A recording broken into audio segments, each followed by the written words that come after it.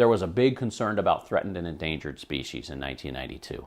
Would you say over the last 3 decades we've improved as a state or gotten worse?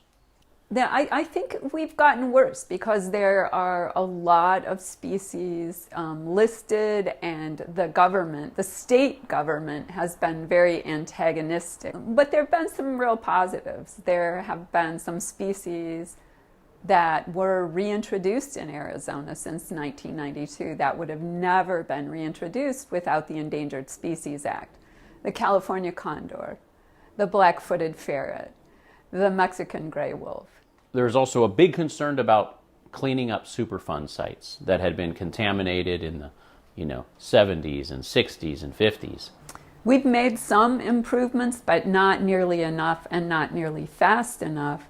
And a big part of the problem has been lack of funding. So it can't be a Superfund without the funds. And that's a key aspect of the program.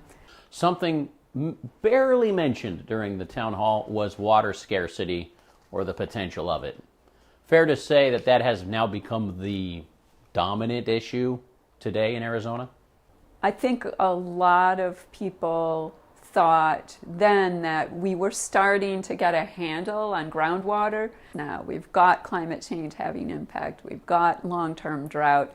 We have serious shortages on the Colorado River. We have other rivers that are drying up. I want to read you one last thing here. We've got to get rid of fossil fuels. Arizona is in the best situation to talk about solar. That was back in 1992. I still hear these same exact comments today.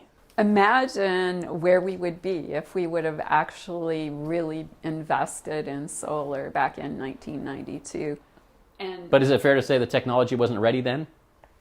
Well, I mean, one of the ways that technology gets ready is that you invest in it, right? That you make it a priority. We're behind. Now, I think we're seeing that change again, but it's because of the federal government through the Inflation Reduction Act in solar and wind and renewable energy overall.